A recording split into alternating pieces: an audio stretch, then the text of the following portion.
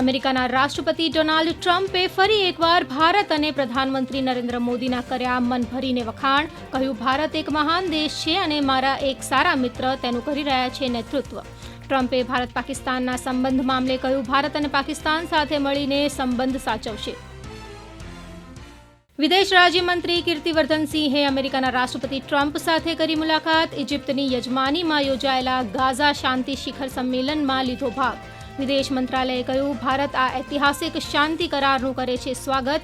ઇજિપ્તના રાષ્ટ્રપતિ અબ્દુલ ફતહ અલ સીસી સાથે પણ વિદેશ રાજ્યમંત્રીએ કરી વાતચીત. વિદેશ મંત્રી એસ જયશંકરે દિલ્હીમાં મંગોલિયાના રાષ્ટ્રપતિ સાથે કરી મુલાકાત. ખુરેલ સુખ ઉખના સાથે વિદેશ મંત્રીએ કર્યો લાંબો વાર્તાલાપ.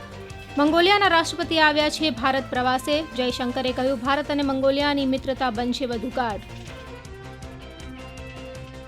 અફઘાનિસ્તાનના વિદેશ મંત્રી આમિર ખાન મુત્તાકીએ FICCI સાથે કરી બેઠક. મુત્તાકીએ કહ્યું, બેઠક ખૂબ જ સારી રહી. અનેક વિષયો પર થઈ ચર્ચા. આશા છે કે ચર્ચાનો થશે સારી રીતે અમલ, જેનાથી બંને દેશોને થશે ફાયદો.